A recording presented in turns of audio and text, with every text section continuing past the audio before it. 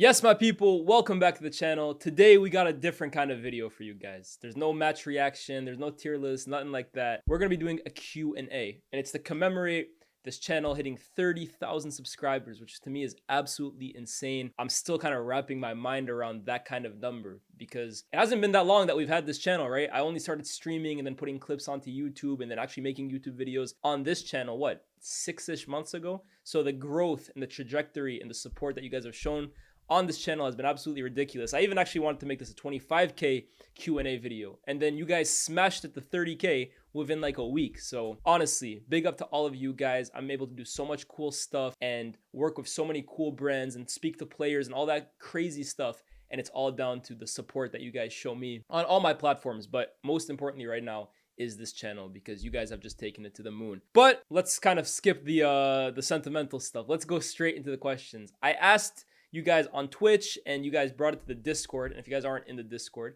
check it out. I'm gonna put it in the description box on YouTube. Go join that. I'm always talking about when I'm live. People put reactions in there for me, and people have obviously left me questions. We're gonna go through a few of them, answer the best ones, and yeah, hopefully you guys can learn a thing or two about me that maybe you wouldn't get from your typical video. First of all, we're gonna start with Reyes's question here in the Discord. First of all, congratulations on the milestone. I appreciate you so much. What are your top 3 sporting moments that brought you the most joy? Now, these 3 are pretty simple, I think. I think they're pretty simple. Even, look, as a Man United fan, my early years of following the club involved a lot of success, a lot of glory. So above and beyond, I have to put the Champions League win in 2008. It meant a lot for me as well too, because I was a lot younger at the time. So for me, winning the Champions League, like that meant that was a huge defining moment in my young sporting life following Man United. That's the pinnacle. And to be honest, I always say that I think I took those years pretty, like I took advantage of them. I took them for granted, right? Because I remember the first 3 years I started watching Man United, they won the league 3 years in a row and made 2 Champions League finals and won one of them. So I was under this illusion that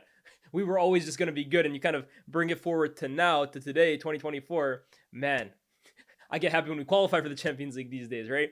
So I would definitely say that's the first one. The second one, I think, has to go to the 2019 Raptors championship. Honestly, like that moment right there is something that will live with me forever. I've watched the Raptors for so many years. I saw us get smoked by LeBron and the Cavs 3 years in a row. The franchise had never won a championship, let alone gone to the NBA Finals. And then to do it with that group, with Kyle Lowry, with Kawhi Leonard against that Warriors team. And yeah, I know there were a lot of injuries, but still, like that whole like journey there, the Sixers series, the Bucks series. Honestly, that whole experience, I went to a few games that year as well too.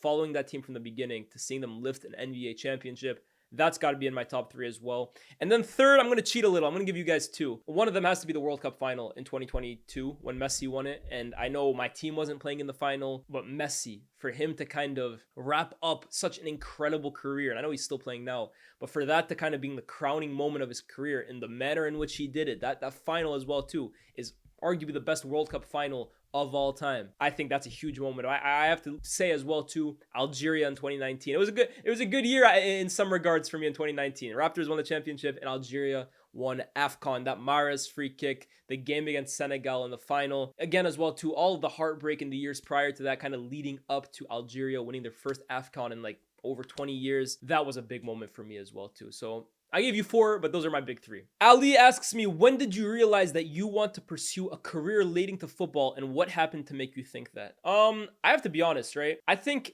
for as long as I've been alive, football has been my passion. Honestly, you could ask my parents like how hooked I've been on football for the longest time. Like from when I was young, collecting like 442 magazines, match of the day whenever my dad would bring them back from England when he goes on business trips, world soccer. Like I had magazine stacks all the way up to my ceiling, collecting football kits, watching games, reading the game, talking to my dad and him telling me stories about him watching football and all the greats. It's always been something I've been obsessed with. Like football for me is an obsession. It's not nice to say that, but it is. I remember even when I was like 16, 17, 18, I'm sure I don't know if the articles are still up there, but I was writing football articles online. I remember I had a website, EPLFC. Like I was obsessed from such a young age. And I think when I was about to go to university, I knew deep down I wanted to be working in football, but you have to understand, like living in New York in 2016, 17, 15, the idea that you could one day make it in like the footballing world as like an analyst or a pundit or a writer or something like that without being a player or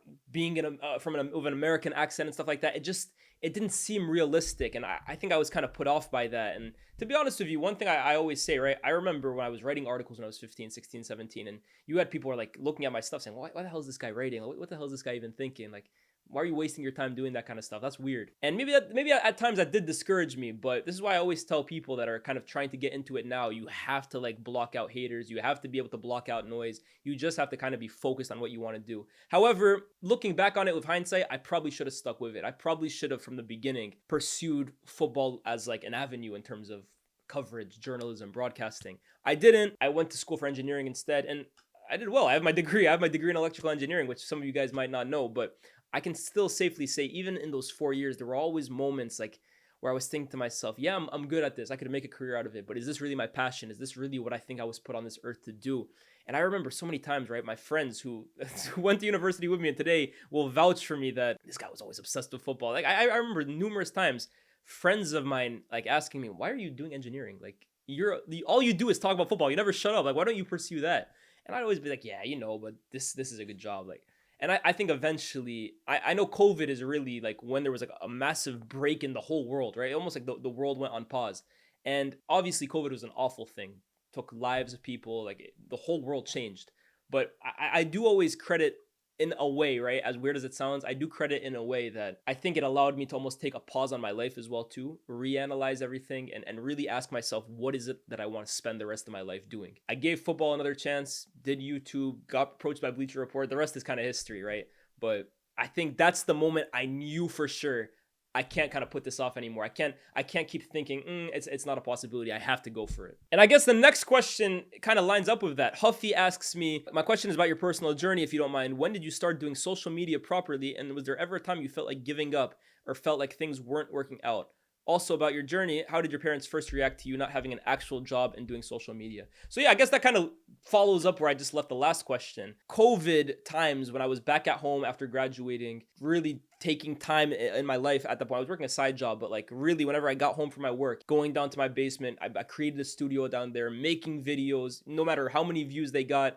So in terms of, was there ever a point in my life where I felt like giving up? Not giving up, to be honest with you, but in terms of not working out, I have to say this, right? And this is why for me, hitting 30K on YouTube is such a massive accomplishment for me, because I remember a time when I was making videos in 2018, 2020, 2021, and if it breaks 1,000 views, I'm over the moon. If it hits 100, I'm like, okay, that's a good day. Like the views weren't coming so smoothly. Like it was a grind. It was a struggle. It was tough getting my name out there. It was tough getting people to listen to me. But in terms of ever giving up, I don't really think that was ever a possibility in my mind. Like I was so at one point just like driven to make this work that deep down, like I just knew like I'm gonna make this work until it doesn't, basically. And then yeah, luckily I still have the DM on Twitter. One day Bleacher Report reached out to me on Twitter. They DM'd me saying, hey, are you interested in working together? And I almost thought, is this a trick question or something like that? In fact, they DM'd me the day after my birthday. It was a crazy moment. And yeah, from there everything kind of just worked out the way it should. As for my parents, look, I think my mom always knew that like my interest was not in engineering and that like I really wanted to do something in football. I think she always knew that. And she always said like, is this, like she would always pull me aside, is this really what you want to be doing? Like seriously, do you actually love this? And I'd always be like, yeah, mom, of course, I'm going to do it. But I think she always, you know, moms always know best, right? As for my dad, look, I remember I was really scared for a long time to kind of tell my dad I want to just try something else, because he comes from a background where like education and getting a real job, that's the be all end all. And I understand that. I completely get it. It's a completely different generation. So I always had like a fear inside of actually telling my dad, nah, I want to go down a less conventional route. I want to go into journalism. I want to talk about football for a living. But I'm extremely blessed that my dad told me, look, I'm always going to support you. I'm your dad. I love you. I will support you in whatever endeavor you go. However, and he did tell me this, I'll never forget it, you have to get your degree in it. Because like I said, for him, education is such a big deal. So for him, his whole thing was, I'm going to support you in any avenue you want to go down. However, I need to see that you're extremely driven. I need to know that you have a goal, that you have a plan on how you're going to get to that goal. And I want you to get a degree. And I guess everything fell in place from that too, because, okay, I decided, okay, if I'm going to get a degree, I want to go to the UK to get it. I'm not going to do it here in the US. Let me go to the UK. And that's kind of why I'm here 4 years later. This question comes from Hi. Not a question, but just a thought. Big up your barber because your trims back in the day used to be tired. I can't even be too pissed about that. Like, yeah, you're right. You're right, bro. Buzzcut saved my life. Skin fade saved my life. Appreciate you, my guys. Yusuf asks me, what two players would you bring back in their prime without injury and put in the current United lineup? So I'm going to make it United players, not any player ever. Put them back in their prime. We're going to say past United players in their prime, no injuries, in this current United lineup. I think first and foremost, the first player I would put into this team is Robin van Persie. Now, you guys might be thinking, look at all the United players and you went for Van Persie. Well, let me explain why.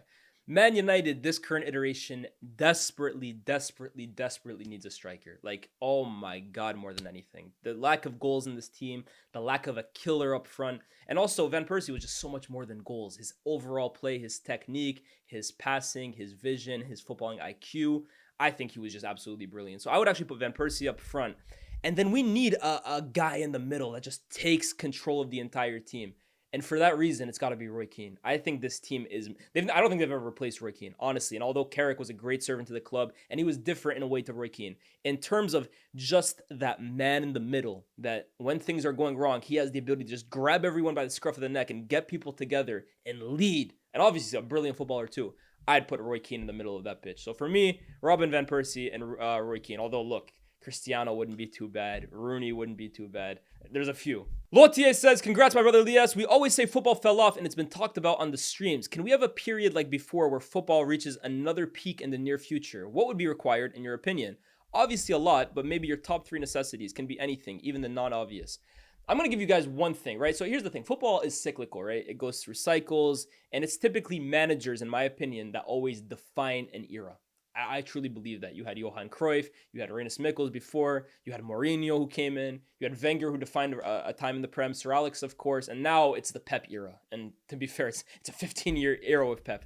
And I always say, I always feel football goes in the direction that Pep decides to go in. So if he wants to play with a false 9, within 6 months, every other team on the planet that wants to be competitive is playing with a false 9. If he wants to play 4 central defenders in the back 4, everybody else is doing it. If they want to build up in a 3-1-6, everyone is doing it. So I always see people saying Pep has ruined football. I almost feel like the problem is no other manager is inventive or creative enough to almost try and beat Pep in a different way to how Pep is doing it. Klopp tried for a long time, but ultimately he wasn't able to. So the way I actually think football can kind of reach a different peak compared to what it's at right now is a manager, not of Pep's like ideologies, but of his gift. Like Pep is a gifted manager, right? You need like an innovator like a Pep Guardiola to come in whose style of play is so effective that A, it can trump Pep's ideology, but also, in my opinion, still focuses on individual player brilliance. That's the only way I think we can ever go back to a time in football where the individual was king.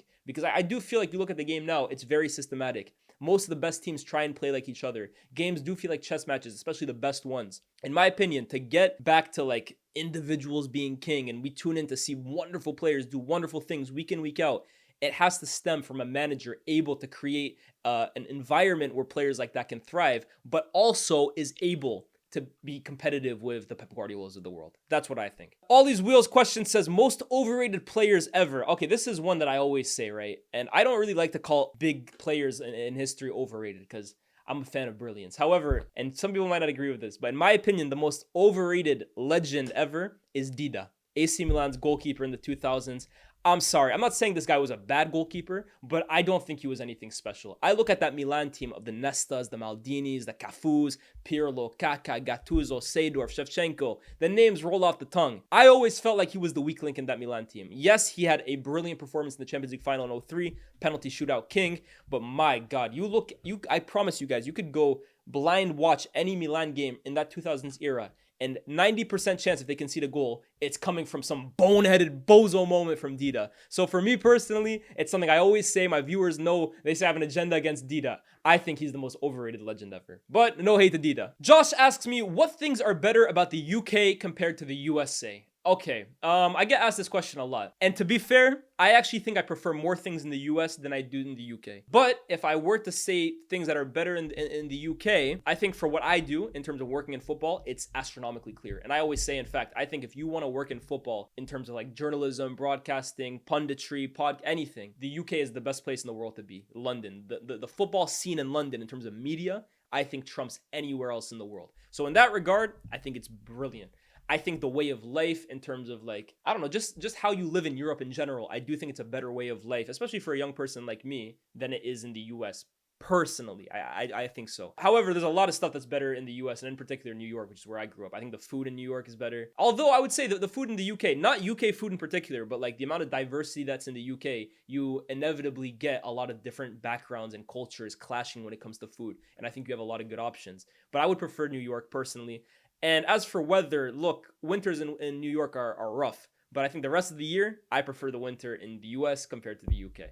And I got a lot of friends in the UK, so maybe my friend group at the moment trumps in the UK compared to the US. Alphasaur asks me which football personality, whether a current former manager, player, content creator, etc., would you like to see have a Stephen A. Smith type show where people call in or write with random questions? Would I do it? Yeah, I would absolutely do it, man. I would absolutely love to. However, if you ask me who has the personality to kind of mimic a Stephen A. Smith type of character, I think, and it comes with no bias whatsoever, I truly believe it, I think that guy is Culture Cams, man. Honestly, I think in the UK, it's very, very different, the style of broadcasting, the style of like punditry in terms of the US, I think, emphasizes a lot more personality compared to the UK, which is a much more serious and stiff way of reporting. But I think Cam is one of the few UK based creators that has a high level of pedigree when it comes to knowing the game. I think Cam absolutely knows the game. I think he speaks the game in such a way that it's very digestible for the average viewer or also a more advanced viewer. And I also think he comes with a certain personality and charisma that is very enchanting to listen to. Like, people want to listen to Cam speak because he's funny, he's loud, he can be serious, he can be dramatic. So personally, no bias, he's my boy, I live with him, but I think he'd be the perfect person for that. Aisha asks me, I have a question. If your child got a chance to sign for Liverpool, are you wearing his or her jersey? Hell no, I would never, ever, and no, I'm kidding. I think people who would ever answer that question like that aren't in the right headspace really to answer legitimately, because they don't have a, and I don't have a kid either, by the way. Huh? I'm not here to like create any I got no kids, man. I'm childless. But I think you can never really answer that question until you have a child. And I think when a child comes into the world, there's nothing you wouldn't do for that kid. So if you have a kid, no matter how big of a Man United fan you are, if that kid ends up, the only academy he can make it in football is Liverpool, what, you're going to tell me you're not going to support your kid because he plays for Liverpool? Yeah, I'm buying his shirt. Yeah, I'm wearing it on match days. And let's be real, guys, whether you want to admit it or not, you would inevitably and eventually develop a feeling for that club. I'm not saying you become a diehard Liverpool fan, but you would begin to tolerate them a whole lot more because you want your kid to succeed. And in turn, that means their team succeeding.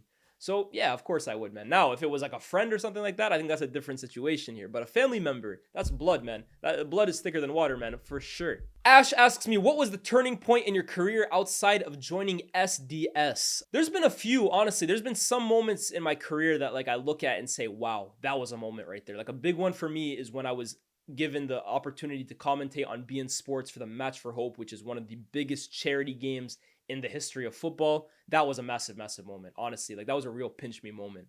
But genuinely, I think the moment that made me realize, wow, like, I'm doing big things right now is when I interviewed Thierry Henry. And that was actually my second ever interview ever. Like, my first one was Mickey Van de Ven the week before. That was my first interview ever. My second one was Henry, thanks to Bleacher Report and to EAFC. And I remember 30 minutes before that interview, I was starting to get a little nervous, right? And I went to the bathroom just to wash my hands, and I just looked at myself in the mirror. I sound like I'm in a movie right now, right?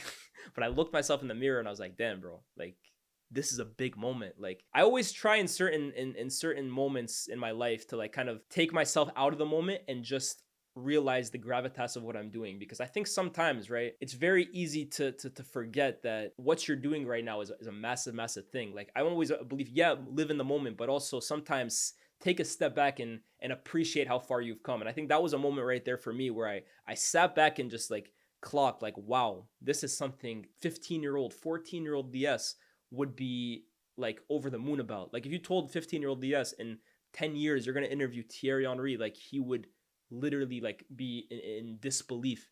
So I think that was a moment for me, interviewing Thierry Henry, how big that interview went, the quotes that got out of it, the people that were reaching out to me saying, wow, this is amazing. Like, it actually made me clock, like, wow, I'm no longer that kid anymore just making videos on YouTube, like hoping a few hundred people see it. Like, I'm a football journalist now. I just interviewed one of the greatest players of all time. I remember I called my dad when I found out I was going to do it. He was like over the moon. Like that for me, I think was a massive turning point for me and for my success so far. What Dorito asks me, what does your schedule on an average day look like? Really, it depends on the day, to be honest. And I think it's tough to say an average day because every day is so different. There's days where I gotta wake up super early and me and Cam gotta record the eye test, and then right after the eye test I have to go in and edit it and put it out at a certain time and then clip up stuff to send to my editor for him to send back to me so I can go to BR. And that right there, that's half my day. And then maybe I watch a game of football and then I stream after. And then there's some days where you're just not as busy, to be honest with you. And then it's really up to you to kind of make the most out of that day. You got to make content that maybe you're not being paid to do in particular, but that's how you stay relevant. That's how you stay consistent. What I will say, so like I said, I don't think there's an average day for me, but what I would definitely say is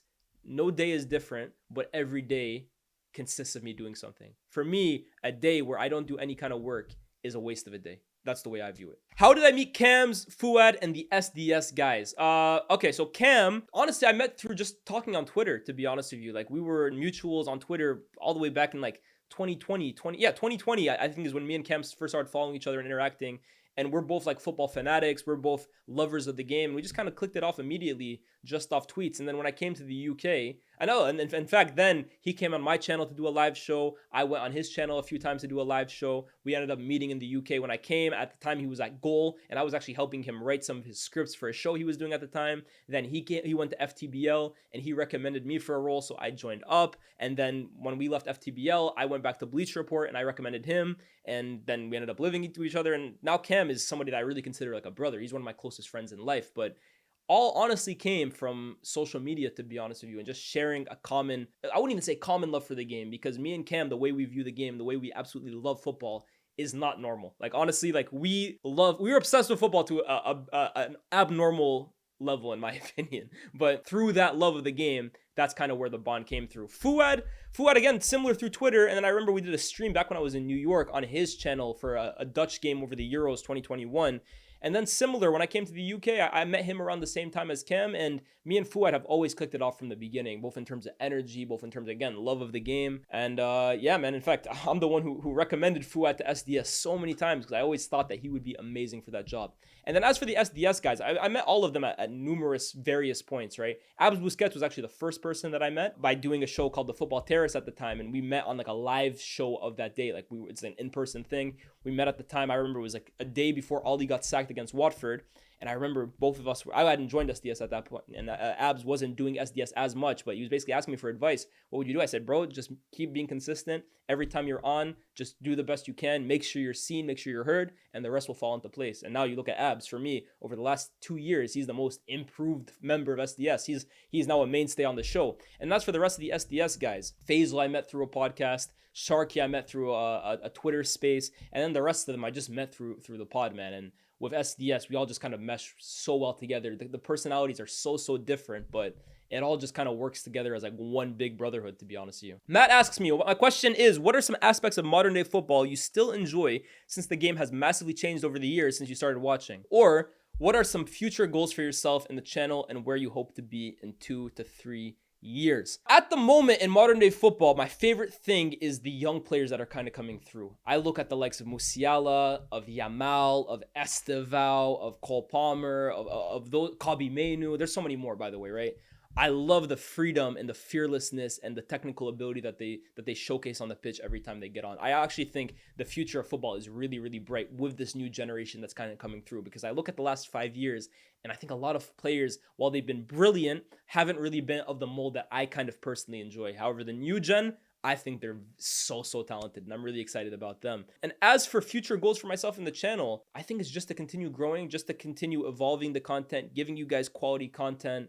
I want to introduce gaming onto this channel as soon as I can get my PC. And yeah, just continue elevating the levels even more and more. R&R says, my question for you is, if you were to pick a player from the top 6 from 10 Prem teams and replace them with any Man United players, which players would you select and who to replace them with? Oh my God. I'll give myself 3. So I would go for Erling Haaland up front. I'm replacing Højlund of Haaland. That's a no-brainer, right? I'm not going to go for the likes of Van Dijk, Salah, De Bruyne. They're all over 30. I'm trying to go with a younger team, right? So I'm going to go Haaland up front. In the middle of the park, I'm going to go with Moises Caicedo. I think he's somebody in midfield that I think would massively improve Man United. And then finally, I'm going to go with Ibu Konate.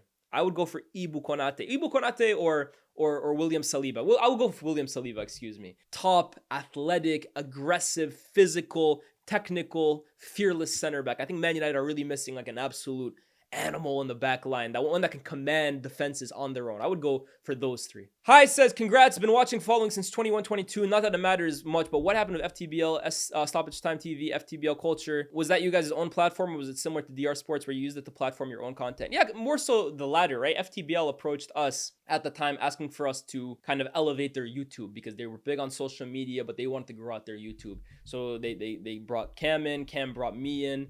And then he obviously brought in Stoppage Time, or what it was known as Stoppage Time at the time. So Fuad and Maze as well too. And it was a good time. It was a great year. It was my first year fully working in football, like full time out of school. So it was a really cool experience to be doing that my first year out. I started off more behind the scenes, actually. I was more of a producer for Cam's show and like the guy in the background for Stoppage Time TV. And then as the year kept going on and on and on, and by the end of the year, I had my own show on there. So it was a cool experience. But you know what? All things come to an end. I think towards the end of the year, both us and FTBL kind of decided to go in different ways. Like I can honestly say it was a mutual thing. I think FTBL decided to do their own thing. And I think me and Cam in particular looked at it and said, I think we could do personally a bit more with ourselves in terms of like experiences outside of just recording in a studio. And it was great. But I think by the end of the year, we both agreed, let's try something new. And I think everybody has kind of thrived off of that. As for SDS, the person who scouted me for SDS was actually Faisal. So fun story. Like I said, Abs was the first person I knew, but Faisal was the first person I ever did really content with. Me and Faisal were on this podcast called No Ratings. We had done it a few times. Faisal and I had messaged every once in a while. And Faisal was the one who, during one episode of SDS, Liban had to pull out. And it was an episode previewing the Champions League. And Liban pulled out last minute. Faisal told Sharky, I think I know a guy who really knows about European football. That guy happened to be me. And actually, Faisal hit me up an hour before they recorded. So I had no trim. I was wearing some bummy clothes, not dripped out in the slightest. And I got on there, and I have to be honest with you, right? I wasn't nervous about how I would do because I know football, but I was really nervous. Like it was the biggest platform I'd ever been on at that point. How would they kind of take in an American, like a guy with an American accent? Would they respect me? Would they want to even hear what I had to say? And the comments after that video were so overwhelming. They were so positive. They brought me back the next week. And then slowly but surely, I just became a regular on SDS. But it was actually Faisal, funnily enough, who recommended me, who scouted me for SDS. So big up to Faisal, man. Hi, Tyler says, question is Algeria versus Canada World Cup final. Who do you want? Algeria, man. Oh my God. Imagine Algeria won the World Cup. Brother, the streets in England and Algeria worldwide would be so hectic. You saw Morocco, how hectic it was. Oh my God, I need that.